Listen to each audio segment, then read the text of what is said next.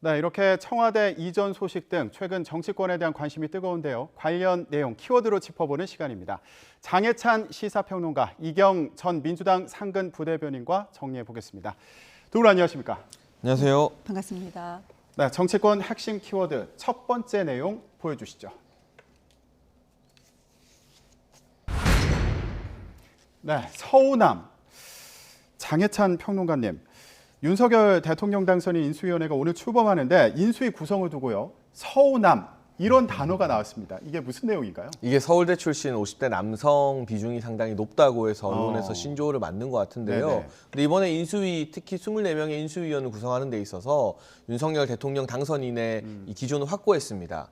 뭐 지역이나 뭐 연령, 성별 인위적으로 배분하는 것이 아니라 대한민국 국정 기조를 만들어갈 이 선장 역할을 해야 하는 것이기 때문에 네. 철저히 전문성에 기반한 인사들을 인수위원으로 구성하겠다. 그 기조에 맞추다 보니 아무래도 우리나라 뭐 정부라던가 또는 학계 또 실제 민간 영역에서 중추적으로 활동했던 분들을 구성하다 보니 뭐 서우남이라는 말도 나오게 되는 것 같은데요. 네. 그런데 제가 온라인 커뮤니티나 여러 가지 뉴스 댓글들 모니터링 해보면요.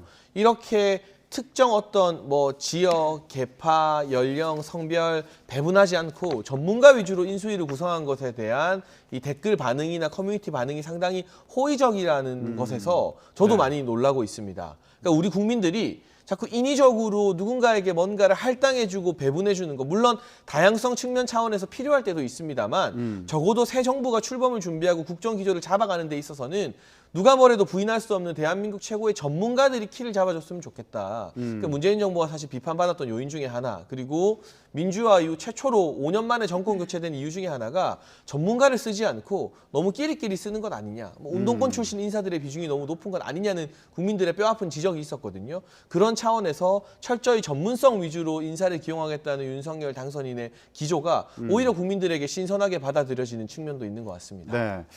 전문성에 방점을 뒀다 이런 말씀인데요. 저희가 만든 그래픽 보면서 얘기를 좀 해볼까요? 인수위 구성을 보면 일단 24명의 명단을 분석해 보면요. 서울대가 13명이고 50대가 12명입니다. 평균 연령이 57.6세라고 해요. 그리고 여성 인수위원은 모두 4명입니다. 자, 이러다 보니까 이제 서우남이다 이런 단어까지 나온 상황인데 일부에서는 이거 청년층이 소외됐다 이런 부분을 좀 중요하게 보는 여론도 있더라고요. 물론 새로운 정부가 이제 출범을 하는 가운데 이제 인수위 구성을 두고 저희가 무조건 불판은 할 수는 없겠죠. 그런데 우선 먼저 전문가 위주라고 했는데 그럼 전문가 위주가 왜 서울대 위주여야만 하는가? 이 전문가의 기준은 또 무엇인가라는 또 그런 부분이 있겠죠. 그리고 지금 24명 중에서 4명이 여성입니다. 그럼 우리나라 현재 50대에서 20명은 남성이고 4명이 여성인데 그럼 이 전문가가 이렇게 비중이 이렇게 되는 것이 진짜 맞는 것인가에 대한 의혹도 분명히 있을 것입니다. 만약에 이런 것이 진짜라면은 유리천장이 없다라는 거에서 부정은 할 수 없을 것 같아요. 그렇지 않겠습니까? 그래서 이런 부분에 대해서 좀 다시 한번 좀 분석은 할 필요가 있겠다. 우리가 근데 무조건 비판은 할 수는 없겠지만 우선은 지켜보는 입장에서 그럼 전문가의 기준을 좀 분석할 필요가 있겠다. 그리고 청년 같은 경우는 인수위에 꼭 청년이 이제 저희 개인적인 생각입니다. 네. 꼭 청년이 들어가야지만은 인수위가 뭐 청년을 위한 정책을 꼭 할 것이다. 저는 그렇게 생각하지는 않습니다. 다양하게 청년의 목소리를 듣고 청년의 역할을 할 거라고 생각은 하는데 다만 지금 시대의 흐름에서 청년의 역할, 청년의 비중이 좀 더 중요시되고 있는 그런 흐름으로 가고 있지 않습니까? 그런 부분에 봤을 때는 최소한 한두 명 정도는 그러니까 여성과 남성 또 청년도 전문가가 있지 않겠습니까? 이렇게 좀 더 구체적으로 알아봤으면 어땠을까 하는 그런 좀 아쉬움은 있고요. 그리고 뭐 문재인 정부 우리 평론가님께서 문재인 정부에 대해서 간단하게 얘기를 해주셨는데 이제는 그 출범하는 정부에서 또 그 선대위 캠프 측에서 일하지 않으셨습니까? 그러면 이제는 무조건적인 그러니까 근거 없는 비판은 아마 이제 여당이 되실 거고, 그러니까 그 한 정부를 이끌어갈 그런 팀의 어찌됐든 한 소속의 일원이지 않았습니까? 그런데 뭐 운동권 출신이라든지 끼리끼리 이건 참 근거가 없지요. 인수위라든지 정부에서 일하는 청와대 그 수천 명, 수백 명 사람들이 있는데 그런데 그것을 무조건 다 끼리끼리라고 표현한다는 부분에 대해서는 앞으로는 뭐 지금까지는 야당이니까 그럴 수 있다 치다 하더라도 앞으로는 좀 구체적으로 국민 앞에 좀 솔직하게 얘기해 주셨으면 어떨까 하는 바람도 간단하게 말씀을 드리겠습니다. 네, 제가 짧게 말씀드리면 지난 정부에 대한 객관적이고 냉정한 평가가 새로 출범하는 정부에게 여러 반면교사가 되기 때문에 필요하다는 입장이고요. 문재인 정부는 아시는 것처럼 이제 탄핵 직후에 선출된 정부이기 때문에 인수위가 없었죠. 네. 대신에 국가 이 조정자문위원회라는 인수위를 대체할 수 있는 별도의 기구가 하나 있었습니다. 조국 전 장관도 거기 위원 출신이었는데요. 이 국가정책조정자문위원회 정확한 명칭이 아마 비슷할 것입니다. 거기에 전대업 출신들이 굉장히 많이 포진되어 있었다는 것, 그리고 총학생 회장 출신들이 상당히 다수가 포진되어 있었다는 것은 저의 뭐 개인적 주장이 아니라 팩트로 나타나는 부분이니까 운동권 출신들이 상당히 중용되었다는 주장,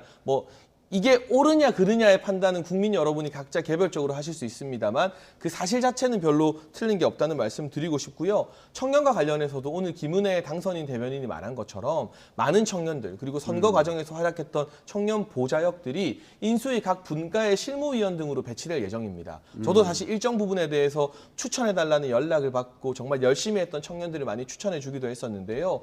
이 청와대 1급 박성민 비서관이라던가 네. 지금 공동비대위원장이 된 박지원 씨라던가 이런 분들의 이 깜짝발딱 파격 기용에 대해서 사실은 민주당 내에서도 쓴소리가 많이 나오고 있거든요. 민주당 중앙위의 청년 부위원장 같은 경우는 그동안 당에서 헌신한 청년들은 뭐가 되는 것이냐 이런 글을 올리기도 했었고 많은 2030들이 청년이 원하는 건 특혜가 아니라 공정한 기회다. 네. 한 번에 이렇게 1급 비서관, 뭐 공동비대위원장 될 수도 있지만 뭔가 증명하거나 보여주지 않은 사람들이 여론을 무마하기 위해서 깜짝 발탁되는 것에 대해서 부정적인 목소리를 많이 내고 있습니다.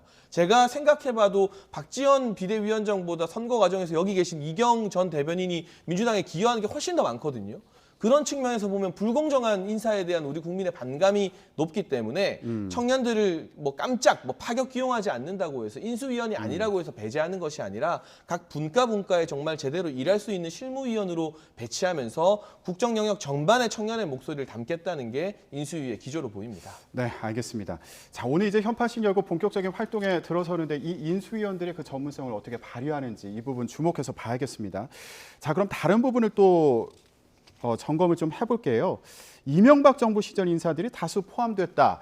이것도 지금 언론에서 많이 주목하는 부분이거든요. 어떻게 평가할 수 있을까요? 그런데 당선인의 정책특보 같은 경우는 또 박근혜 정부에서 일을 했던 이 강석훈 전 수석이나 김현숙 전 수석이 임명이 되었죠. 네. 전반적으로 탕평 인사라는 생각이 들고요. 사실 보수가 집권했던 게 바로 이명박 정부와 박근혜 정부 가장 최근이기 때문에 이 중도 보수적인 철학을 가진 전문가 중에서 인재들을 찾자면 이명박 정부나 박근혜 정부에서 일하지 않았던 분들을 찾는 게 더 어려울 것입니다.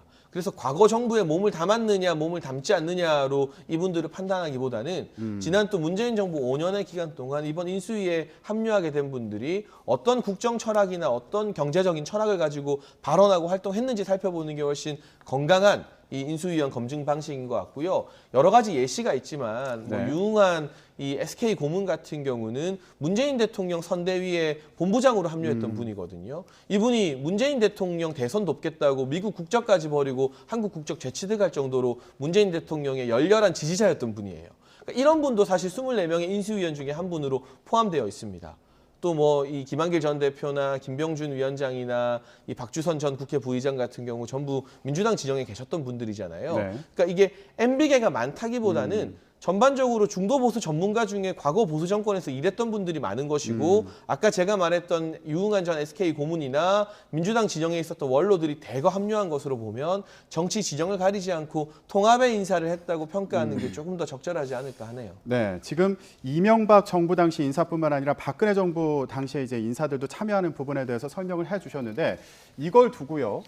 그래서 외교안보 분야는 MB 정부를 따라가고 경제정책 관련해서는 박근혜 정부 따라가는 거 아니냐 뭐 이런 해석들도 있더라고요. 그렇죠. 우려가 있는 거죠. 그런데 외교 안보 분야에서 이명박 정부 때 우리가 외교, 특히 이제 북한과의 관계가 어땠습니까?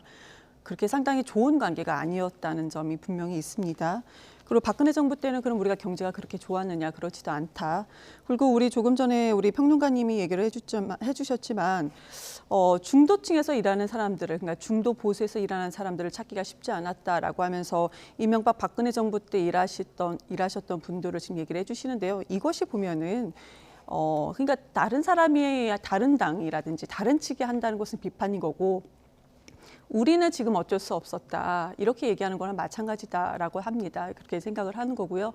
저는 오늘 발언을 전반적으로 이 발언을 좀 저는 강세는 좀 수위는 조절할 것입니다. 왜 그러냐면 새로운 정부가 출범하기 때문에 이제는 좀 지켜봐야 된다라는 관점이 분명히 있습니다. 무조건 비판하는 것은 틀리다라고 생각은 하거든요. 그러니까 맞다 다르다가 아니고 이 부분에 대해서는 분명히 틀린 거는 맞다고 봅니다. 그래서 좀 지켜봐야 되는 것인데 근데 이런 인사관계에 대해서 내부에서도 지금 방송에 나와서는 어떤 주장을 할 수는 있습니다. 그렇지만 내부에서는 좀 더 면밀하게 객관적으로 이 부분을 더 하나하나 좀 쪼개서 봐야 될 부분이 분명히 있는 것이고요. 그리고 비판할 점이 있다면 분명히 내부에서는 비판할 점이 있어야 됩니다. 오히려 저는 내부에서는 비판이 많아야 된다고 생각합니다. 그런데 그 비판이 외부에 국민들께까지 알려져서 혼란을 주는 것보다는 오히려 더 내부에서는 더 철저하게 했으면 좋겠다. 그런 바람을 먼저 말씀을 드립니다.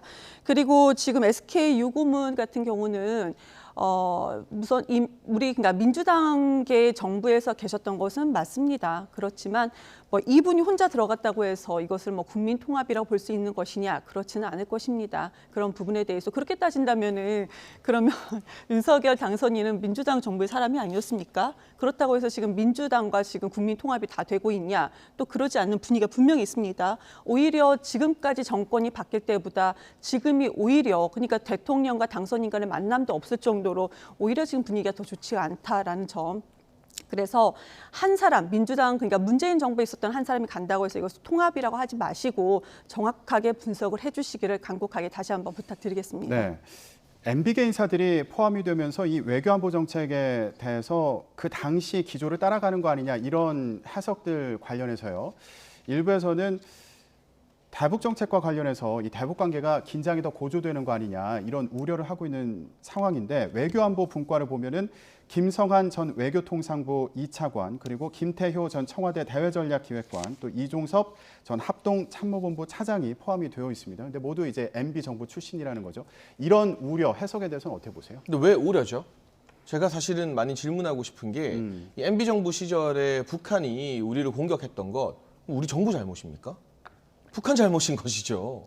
그 부분에 대해서 북한과의 관계가 경색된 것에 대한 책임을 왜 대한민국 정부에 자꾸 돌리는 것을 전제로 하는 질문을 하는지 납득이 잘 되지 않습니다. 제가 사실 지난 대선 경선 과정에서 천안함 생존 장병들도 만났고 또 윤석열 당선인과의 만남도 주선했고 하는 입장에서 보면 그분들이 MB 정부가 외교안보 잘못해서 북한에게 공격받았다고 생각하고 있지 않아요. 그건 100% 무리한 도발과 공격을 감행한 북한의 잘못인 것이고 거기에 대해서 얼마나 엄정하게 대처했느냐를 놓고 외교 성과를 따져야 되는 것이고요. 이명박 정부에도 물론 공과가 있을 것입니다만은 한미 관계가 얼마나 튼튼했는지 미국의 우선주의 파트너로 어떤 대우를 받았었는지에 대해서는 국민 대다수가 이 4강 외교 참 잘했다. 한미동맹을 중심에 둔 외교에 대해서만큼 칭찬하지 않을까 싶어요. 마치 이 MB 정부 당시에 여러 가지 북한의 도발이 있었던 것, 북한의 공격이 있었고 그로 인해 우리 국민의 희생이 나왔고 지금 생존 장병 중에서도 생존하신 분들 가운데서도 많은 후유증을 안고 계신 게 MB 정부 잘못이다. 대한민국의 책임으로 돌리는 것이 아니라 그건 이 미사일 쏘고 도발한 적국의 잘못인 거죠.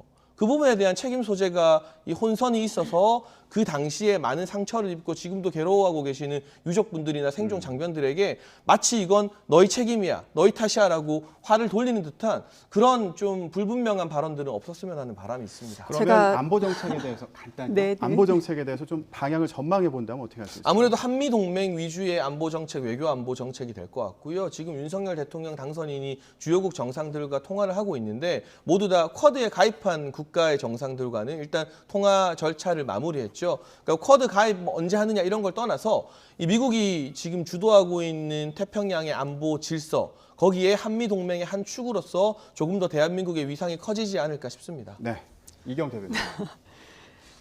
우리 장혜찬 평론가가 지금 청년 보좌역으로 캠프에서 일을 했었죠. 청년 본부장이었습니다. 그러시죠. 더 중요한 역할을 하셨겠네요. 그럼 거의 뭐 청년 본부장이었었는데 지금 보면은 북한의 잘못이지 이게 무슨 우리나라의 잘못이냐라고 했던 얘기는 상당히 위험한 발언이라고 생각을 합니다. 그냥 만약에 평론가의 한 사람으로서 그런 발언을 했다면은 평론가 개인의 의견이라고 제가 생각할 수 있으나 천안함 피격이 우리 정부의 잘못입니까? 제가 말씀을 드릴게요. 외교 안보라는 것은 왜 같이 붙어 다닐까요? 안보면 안보 따로 있고 외교면 외교 따로 있으면 될 겁니다. 그런데 우리가 왜 외교 안보라고 한다라고 말씀드리면 외교가 그만큼 중요하기 때문입니다. 외교가요. 근데 그때 그 당시에 외교가 어땠는가? 그래서 우리는 안보가 어떻게 뒷받침이 되어 있는가? 이런 부분에 대해서 우리는 좀 문제를 지적해야 될 것 같아요. 제가 앞서 말씀드린 것처럼 하나하나 뭐가 잘못되다 낱낱이 다 여기서 설명드리지 않는다고 말씀을 드렸습니다. 어찌됐든 간에 우리나라를 잘 이끌어 나가길 바라는 마음에서 저는 지금 말씀을 드리는 것인데 그러면 과거에 다 잘했다라고 말씀을 하실 수는 없을 것입니다. 그리고 또 다 잘했어, 북한이 다 못했다 이렇게 얘기한다는 건 상당히 위험한 발언입니다. 어찌됐든 간에 언론과 국민이 그리고 결과적으로 희생이 있었기 때문에 그 부분에 대해서는 그 과거에 이 사람들이 지금 중요직에 앉았던 분들이 어떤 발언을 했고 무엇이 잘못됐는지 분석을 했어야죠. 그런데 지금 방송에 나와서 무조건 이게 북한 잘못이다라고 이렇게 결정을 내고 말을 한다는 것은 상당히 위험한 발언이다라고 말씀을 드리겠습니다. 네, 간단히만 저는 해주시죠. 민주당 네. 당직자이고 선대위 대변인이셨던 분께서 천안함 피격과 연평도 도발에 대해서 우리 정부의 잘못도 있었다. 이게 전부 다 북한 잘못은 아니다라고 말씀하신 것이야말로 정말 위험한 발언이라 생각하고요. 사실 경선 초기에 또 이 대선 레이스 초기에 민주당의 또 대변인 출신이 천안함과 관련해서 망언을 했다가 사과하시고 여러 가지 좀 설화에 오른 것을 기억합니다. 그것 이상의 좀 굉장히 위험한 말씀을 하셔서 제가 얘기했습니까? 방송을 떠나서요. 제가 그 얘기했어요. 부분에 대해서는 안 계신 분. 천안함 생존 장병이나 유족들, 연평도 포격 피해자분들에게 안 계신 지금이라도 분에 대해서 공식 굳이 사과하시는 얘기할 게 필요 없고요. 이경 전 대변인을 위해서 좋아요. 아니, 제가 안 정말 계신 진심으로 분, 충고드리는 네, 겁니다. 진심 감사하고요. 네, 그리고 알겠습니다. 안 계신 분에 대해서 그렇게 비판할 필요 없고요. 그리고 그 발언을 제가 했습니까? 굳이 여기서 그렇게 꺼낼 필요 없는 그런 사람이 어떻게 방송에 대고 어떻게 보면 뒤에서 천안함 험담을 하는 건 피격과 연평도 마찬가지인데 도발 북한의 굳이 그럴 100% 필요는 잘못이 아니라는 게 없다라고 민주당 공식 말씀드리겠습니다. 입장입니까? 제가 지금 공식 말씀해보세요. 입장이라고 얘기했습니까? 그럼 이경 근데 지금 대변인의 뭐라고 생각은 했어요? 그러신 지금 거예요? 뭐라고 여기까지 하셨어요? 듣겠습니다. 이게 과거에 우리 누구 정부의 한 사람이 잘못인 지금 거예요? 얘기했다고 북한의 얘기하는 거 100% 아니겠습니까? 지금 그 잘못이 아니라? 부분이 네, 지금 그 이경 부분이 지금 대변인께서는 잘못됐다라는 부분을 놀라울 따름입니다. 말씀드리잖아요. MB 계열 인사들이 이제 안보와 그리고 외교 분야에서 활동을 하면서 긴장이 재현되는 거 아니냐 이런 우려를 지적을 해주셨고요. 그리고 장혜찬 평론가께서는 오히려 한미동맹 강화를 통해서 우리 안보가 강화될 거라는 그 방향성에 대해서 말씀을 해주셨습니다. 여기까지 듣겠습니다. 예. 자, 이렇게 인수위 활동이 본격적으로 오늘 시작이 되는데요. 이 주제가 또 연일 관심을 끌고 있습니다. 다음 키워드 보여주시죠.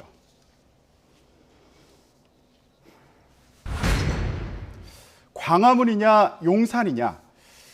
네, 윤석열 당선인이 대통령 집무실을 광화문으로 옮길지 아니면 용산 국방부 청사로 갈지 고심하고 있다고 하는데 지금 분위기는 어떤가요? 무게가 좀 한쪽으로 기울었습니까? 뭐 언론 보도를 보고 저도 파악할 뿐인데요. 이제 복수의 후보가 있다고 하죠. 외교부 청사로 쓰고 있는 광화문의 별관 또는 이 용산에 있는 국방부 청사 두 곳에 대해서 오늘 일부 인수위원들이 현장을 한번 점검할 예정이라는 보도도 봤습니다. 그런데 제가 강조드리고 싶은 건 광화문이냐 용산이냐가 중요한 게 아니라요. 청와대라는 이 제왕적 대통령제를 상징하는 공간을 국민들에게 돌려드리는 게 중요하다는 것이고 결정적인 것은 대한민국의 평범한 직장인들이 근무하는 사무실 건물 그런 구조에서 대통령도 일반 직장인들과 다를 바 없이 근무한다는 것을 국민들께 보여드리는 게 중요하다고 생각합니다. 청와대가 아무리 뭐 구조를 바꾸고 대통령이 여민간으로 와서 비서동에서 함께 근무하고 해도요. 그 건물의 구조 자체가 일반 사무원들이나 이 직장인들이 근무하는 방식은 아니거든요. 그리고 여민 1관에 대통령이 예를 들어 있으면 여민 2관이나 3관에 있는 비서들이 특별한 일 없이 그 1관으로 넘어가겠습니까? 아무리 뭐 뛰면 30초, 걸으면 57초, 뭐 탁현민 비서관이 말을 해도 그 심리적 거리나 장벽은 형식에서 기인하는 바가 상당히 큽니다. 그런데 광화문이든 용산이든 일반 이 직장인들이 근무하는 것 같은 사무실 건물에 근무하게 되면 그로 인해서 대통령이 국민에게 좀 더 가까이 군림하는 것이 아니라 정말 사무실에서 똑같이 일하는 직장인의 한 사람으로서 행정부 수반의 역할을 하는 것이다 라는 의미가 이 87년 이후로 계속되어 왔던 제왕적 대통령제 극복에 굉장히 의미 있게 작용하지 않을까 싶습니다. 그런데 또 한편에서는 이게 광화문 대통령을 공약을 했는데 지금 용산 국방부 청사가 언급되는 건 좀 갑작스럽다 이런 지적도 있고요. 소통이 더 안 되는 거 아니냐 이렇게 얘기하는 경우도 그렇죠. 아무래도 있습니다. 좀 우려스럽죠. 우선은 국민 속으로 들어가겠다. 그러니까 소통하는 대통령이 되겠다라고 해서 집무실을 이전하는 부분에 대해서는 저는 찬성입니다.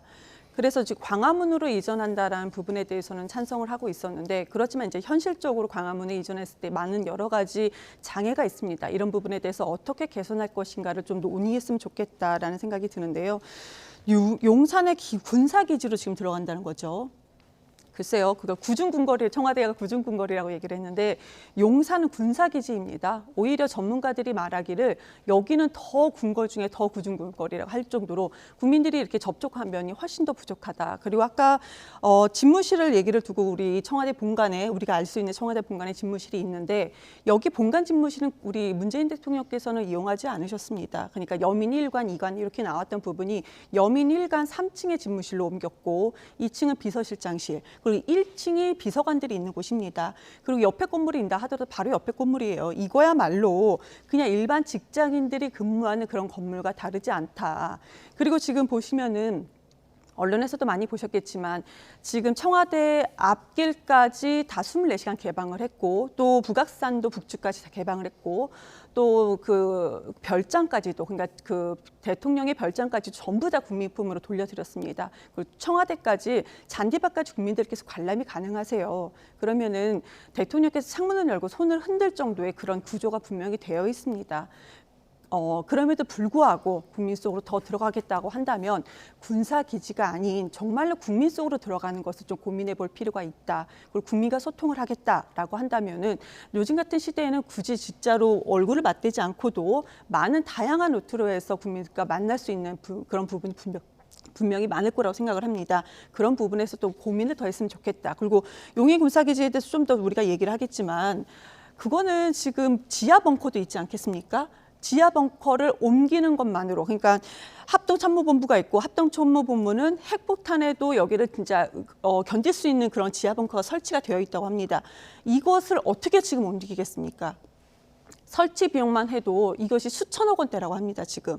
근데 당장 옮기라고 한다. 지금 이러고 있는 상황입니다. 지금 5월 달까지는 당장 옮기라고 하는데요. 그게 어떻게 말이 되는 것입니까? 그리고 행정적으로도 불가능한 것이고 그럼 새로운 청와대를 짓겠다라는 부분에 대해서도 지금은 당선권자지, 그러니까 인사권자라든지 지금 이렇게 예산 함부로 쓸 수 있는 상황이 아닙니다. 근데 벌써부터 이걸 옮기라고 하는 것은 좀 무리한 요구거나 월권으로 비춰줄 수 있다는 점도 말씀을 드리겠습니다. 그러니까 지금 청와대를 그대로 사용하는 게 낫다 이런 말씀으로 이해하면 되겠습니까? 아니죠. 청와대로 옮긴다라는 부분에 대해 국민 속으로 더 다가간다라는 것은 찬성입니다. 근데 지금 현재 청와대의 구조가 많이 개선이 됐다라는 걸 말씀을 드리는 것이고 광화문으로 더욱더 가까이 국민 속으로 다가가겠다는 부분이 장애는 있지만 개선할 부분이 있으면 개선하고 이 부분에 대해서 고민하는 것이 맞다라는 것을 말씀드렸습니다. 근데 또 용산 국방부 청사가 언급되는 또 배경이 있을 거 아니에요? 이 부분도 좀 설명을 해주시죠. 뭐 실질적인 여러 가지 경호상의 이유나 주민들에게 출퇴근 과정에서 불편을 주지 않는 이유 그리고 예산이 훨씬 더 적게 든다.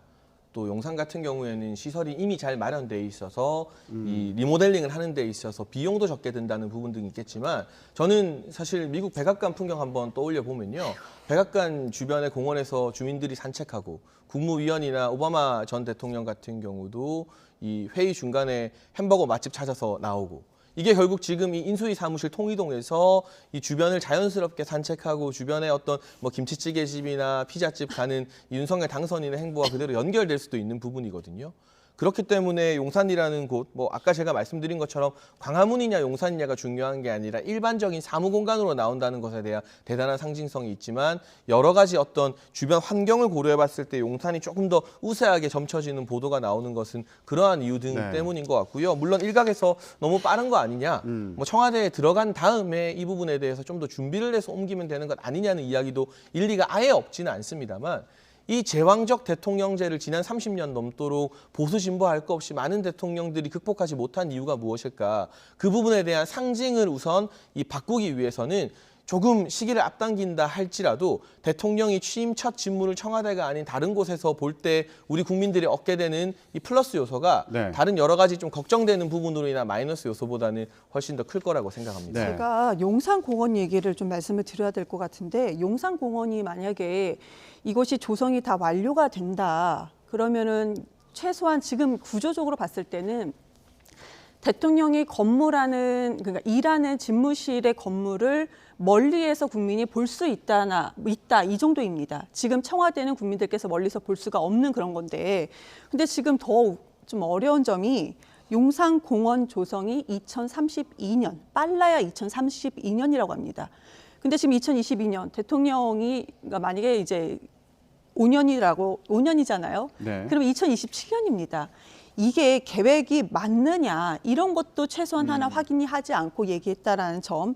네. 그리고 지금 제가 아까 용산의 군사기지의 지하 벙커도 말씀드렸지만 청와대에도 지하 벙커가 있습니다. 그러니까 자연 테러, 그러니까 테러라든지 자연재해 이런 부분. 그러니까 이렇게 안보 상황에 대해서 비상 상황에 대해서 대처할 수 있는 시스템이 이거 있는데 이거는 또 어떻게 할 것이냐. 이 비용은 또 어떻게 할 것이냐. 네. 이게 전체적으로 봤을 때 조 단위라고 합니다.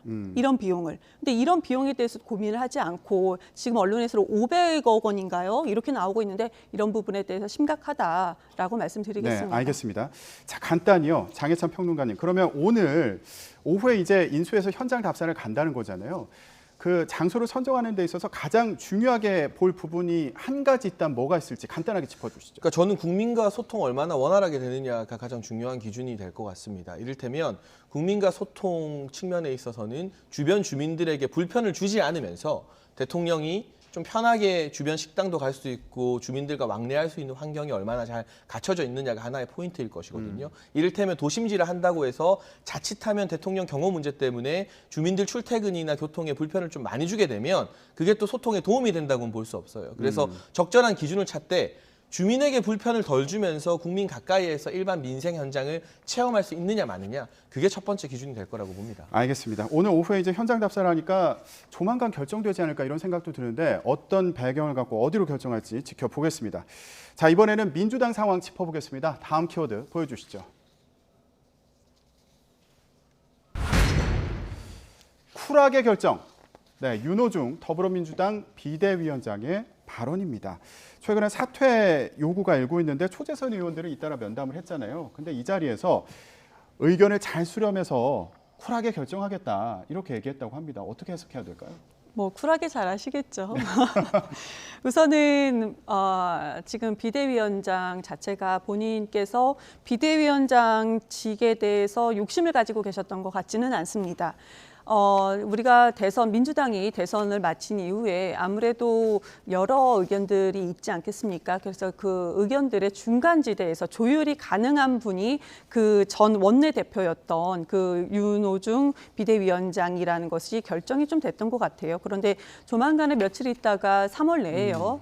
원내대표가 새로 선출이 되는데요. 네. 또 그 결과가 어떻게 될지는 좀 지켜봐야 되지 않을까. 근데 국회에서 민주당 내에서도 뭐 초선을 포함해서 많은 의견이 있다면은 이 부분에 대해서 굳이 이번에 비대위원장을 굳이 욕심을 부리지는 않을 것 같습니다.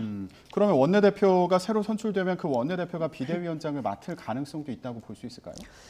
제가 개인적으로 봤을 때는 가능성이 있어 보이나 지금 이거 국회에서만 결정할 수 있는 문제입니다. 그러니까 다르게 당대표라는 것은 당원의 투표가 하는 것, 당원들의 투표가 이제 영향을 미치는 것인데 원내대표는 국회 172명 국회의원들한테만 영향을 미치는 것이기 때문에 이 부분에 대해서는 좀 더 지켜봐야 될 거라고 생각을 합니다.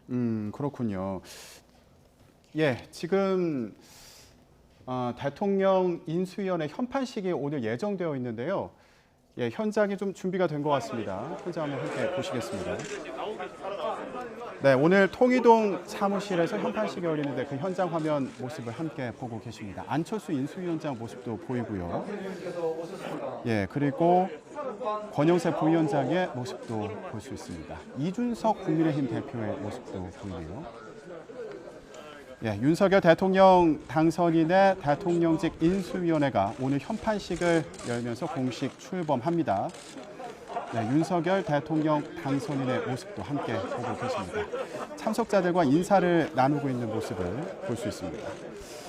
윤석열 당선인, 안철수 인수위원장, 그리고 권영세 부위원장의 모습 보이고요. 네, 김한길 국민통합위원장의 모습도 보이고 김병준 지역균형 특별위원장도 자리하고 있습니다. 네, 김기현 국민의힘 원내대표, 이준석 대표 모습도 보입니다. 네, 윤석열 대통령 당선인과 또 인수위원회 관계자들이 대통령직 인수위원회 현판식을 앞두고 있습니다. 하나, 둘, 셋, 구호에 따라서 대통령 네, 이제 줄을 달리시고 천을 걷어내면 모두 박수로 대통령직 인수위가 본격적인 활동에 착수하게 됩니다. 시작하겠습니다. 하나, 둘, 셋.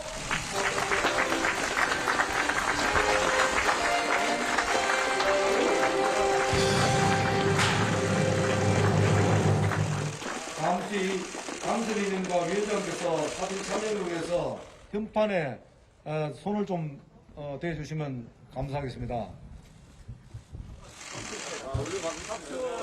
감사합니다. 그럼 이어서 곧바로 기념 촬영이 있겠습니다. 네, 서울 통이동 대통령직 인수위원회 사무실의 현판식 현장을 함께 보셨습니다. 윤석열 대통령 당선인의 대통령직 인수위원회가 오늘 현판식을 열면서 공식 출범했습니다. 앞서 윤 당선인은 인수위원 24명의 인선을 마무리했는데요. 대선 후에 8일 만에 인수위 구성을 마쳤고요.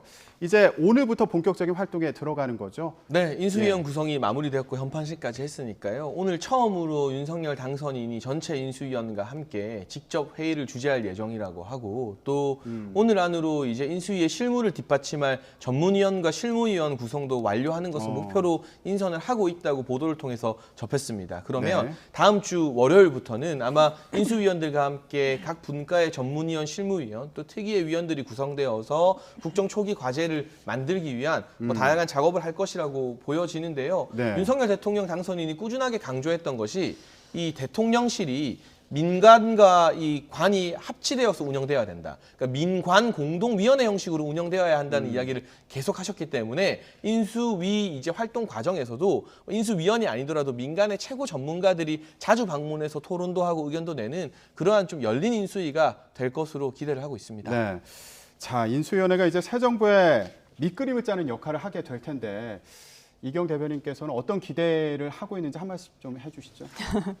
우선은 청년 공약에 그러니까 그 동안에는 그 윤석열 당선인의 청년 공약에 대해서 제가 꼼꼼하게 보지를 못했었어요, 솔직하게.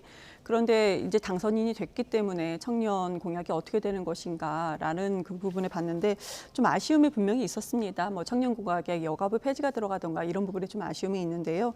이번에 병사 월급 200만 원이 완전히 폐기되는 그런 상황이 되게 된 것 같아요. 그런데 우선은 소상공인 1,000만 원 지원하겠다라는 부분에 대해서는 인수위가 어떻게 5년 계획을 어떻게 세울 것인가도 중요합니다만 이 소상공인 지원에 대해서 어떻게 할 것인가를 좀 더 구체적으로 해주셨으면 좋겠다라는 말씀을 드리겠습니다. 네, 기대하는 바가 상당히 많으셨던 것 같습니다.